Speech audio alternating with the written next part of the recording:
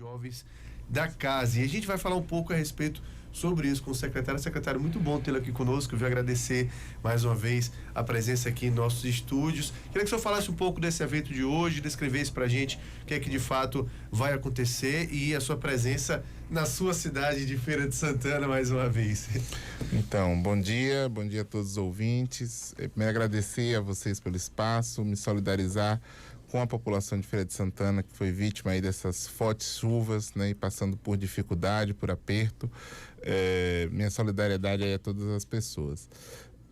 Nós vamos hoje fazer uma entrega importante, né, de reformas estruturais na unidade Melo Matos, que atende adolescentes que cumprem medida socioeducativa na nossa cidade, e também entregar 70 computadores, além de mais de 1.000 livros para os adolescentes que cumprem medida ali.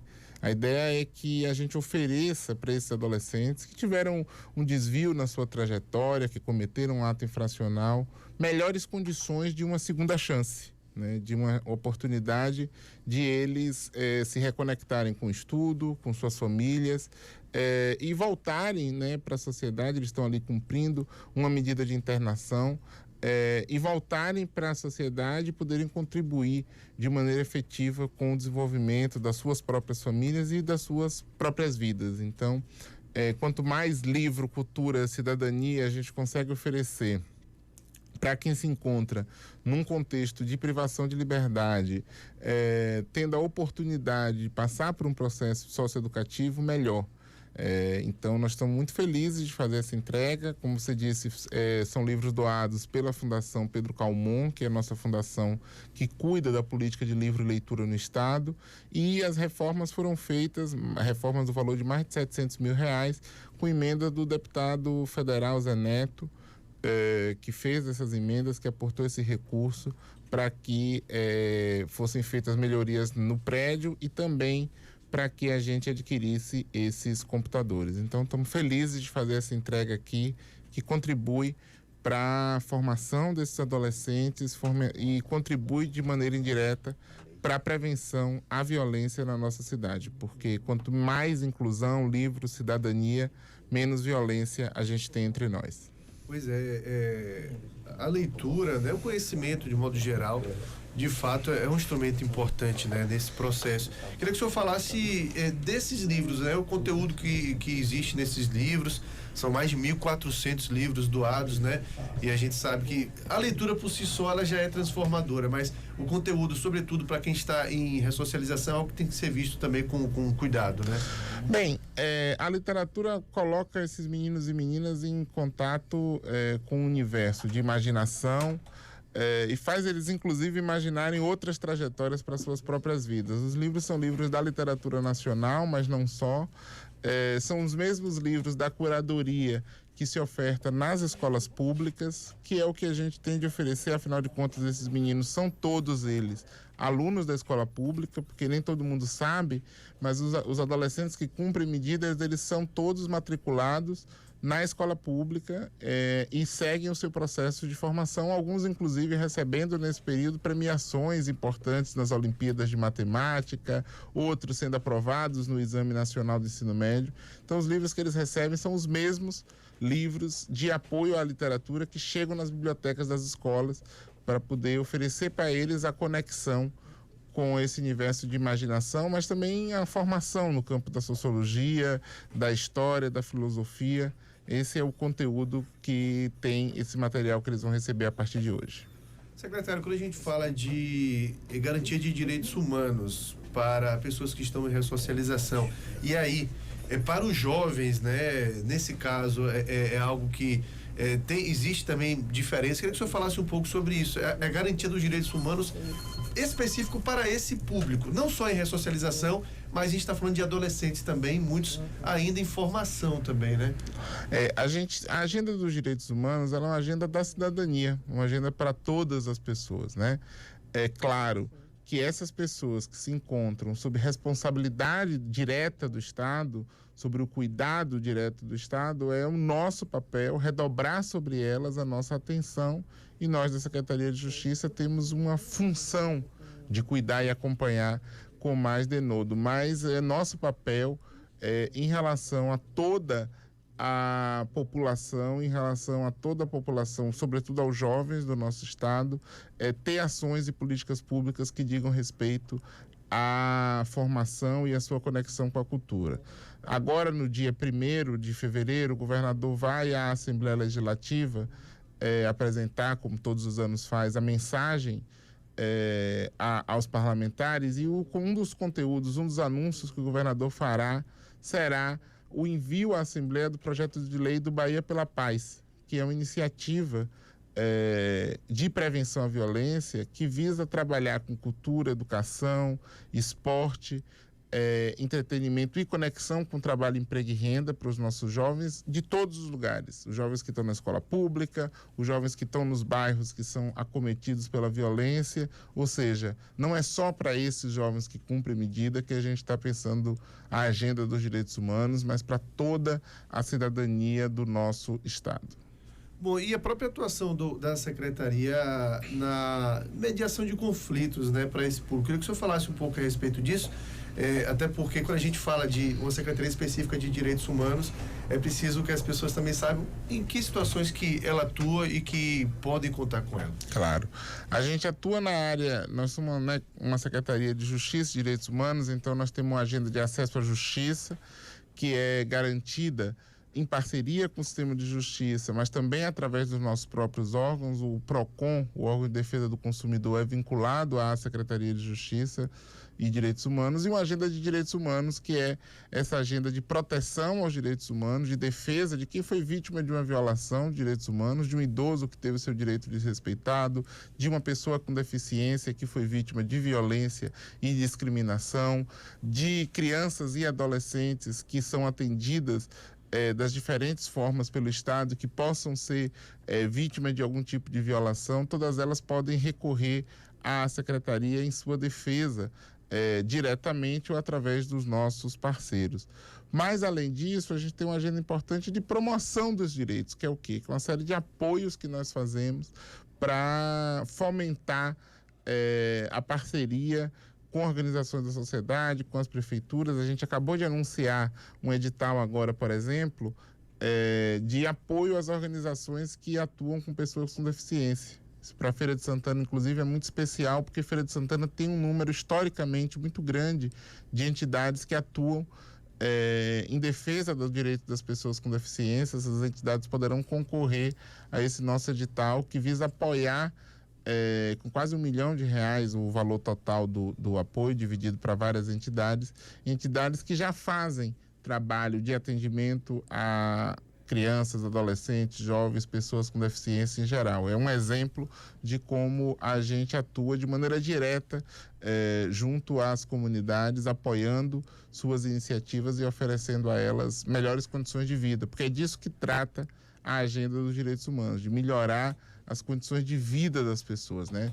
Como você disse, ora numa mediação de um conflito, como a gente faz em grande parte em relação a conflitos de terra, conflitos de disputas com grandes grupos, mas também prestando assistência, oferecendo política pública, oferecendo condições de cidadania alargadas para a nossa população.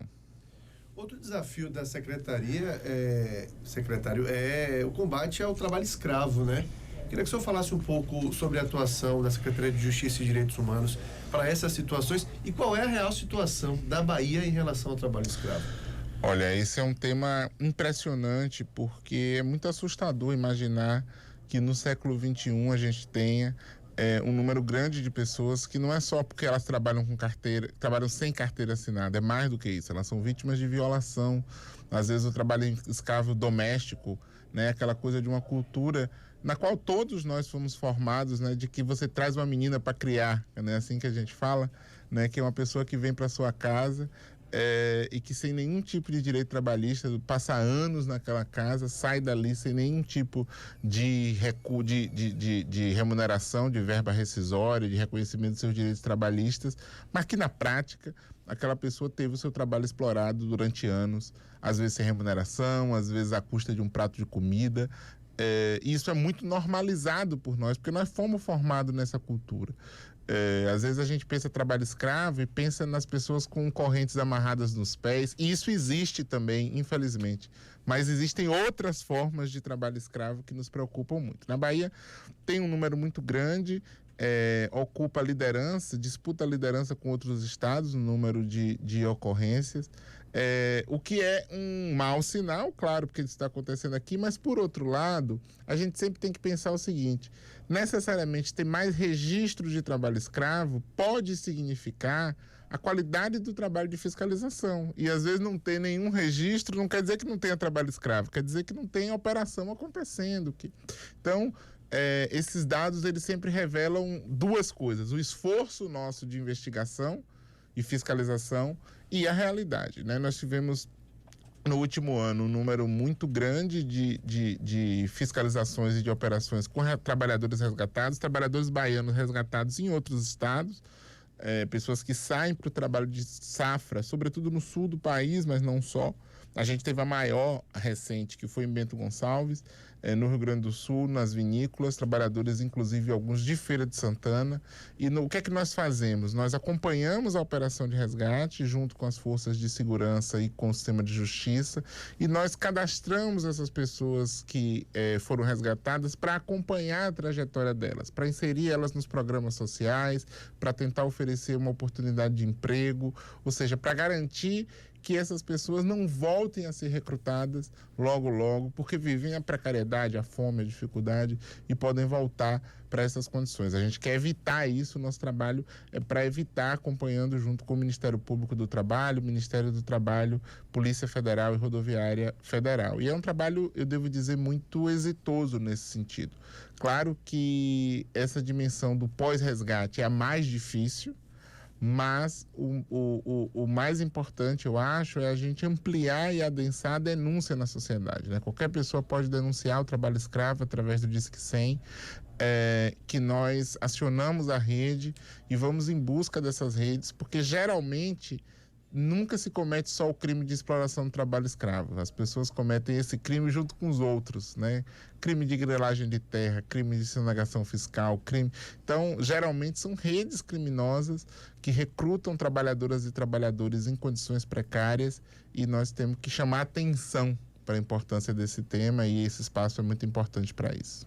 Qual é a situação mais comum quando a gente fala dessa questão do trabalho escravo? O senhor falou de duas coisas aí importantes, né, nesse processo. Importantes, eu digo, em relação a números, né? A questão doméstica mesmo, né, que passa até por aspectos, infelizmente, até culturais, que se foi colocado, né, na cabeça das pessoas, e também a questão rural. Onde é que está a recorrência maior, secretário? A maior recorrência é do trabalho escravo doméstico, mas ela não representa necessariamente o maior número de fiscalizações. Por quê? Uma coisa é você chegar numa fazenda e os fiscais entrarem para fazer uma inspeção num dormitório. Outra coisa é você entrar num condomínio ou numa casa de alguém para fazer. Essa fiscalização é mais difícil. Então, o que é mais comum é mais difícil de fiscalizar, porque ele envolve Aí tem uma coisa da inviolabilidade do domicílio, que tem de ser preservada, claro, mas isso dificulta. E a proteção da cultura, porque muitas vezes a própria pessoa que é vítima de trabalho escravo por anos, ela não percebe que aquela relação de exploração e de abuso, porque aquela pessoa vai normalizando aquele tipo de exploração, e o básico que se lhe oferece parece um favor, parece uma caridade, porque é tão profunda a violência imposta por essa condição degradante de trabalho, que essa pessoa não consegue atentar para o que ela tem direito, que é um salário, que são condições dignas de trabalho, que é a possibilidade de descanso remunerado nos fins de semana, que é a possibilidade de ter férias, 13º, enfim, aquilo que todo trabalhador, ou uma condição de trabalho na condição de diarista ou coisa que o valha, mas não existe esse intermédio entre o trabalho de diarista, o trabalho por empreitada, onde cabe, e o trabalho assalariado. É preciso que a gente garanta o direito. Secretário Felipe Freitas, quero agradecer a presença do senhor aqui nos nossos estúdios, desejar sucesso, né, nas empreitadas da Secretaria, hoje entregando 1.400 livros doados pela Fundação Pedro Camon. a Casa Melo Matos, além de inaugurar melhorias, né, na própria unidade. Desejar um bom dia, eu sei que o dia vai ser bem agitado para o senhor, aqui uma boa semana de trabalho também. Obrigado, todo dia agitado aqui não tem tempo tranquilo. A gente está aqui a pleno vapor na organização da nossa ação no Carnaval, inclusive, né? Salvador já é Carnaval o tempo todo, a cidade já está completamente tomada pelo Carnaval, e durante a festa nós colocamos na rua o plantão integrado dos direitos humanos, que funcionou muito bem no ano passado, se ampliou para o interior. A gente teve aqui na Micareta de Feira de Santana, inclusive tivemos aqui no estúdio falando sobre isso, e esse ano vamos voltar na Micareta de Feira, mais organizados e organizadas, para poder acompanhar, para que a festa seja, em toda a Bahia, um tempo de cuidado uns com os outros, de alegria, de divertimento, mas de atenção à cidadania e à proteção aos direitos. Obrigado pelo espaço e parabéns pelo trabalho de vocês. Maravilha, começamos então com o secretário Felipe Freitas, da parte da Justiça e Direitos Humanos do Estado, que hoje inaugura, né, uma reforma na casa, seja atendimento socioeducativo, né, a casa que a gente chama Melo Matos, e também participa da entrega de 1.400 livros doados pela Fundação Pedro Calmon à instituição. Gilson Barbosa. Ok, Fernando.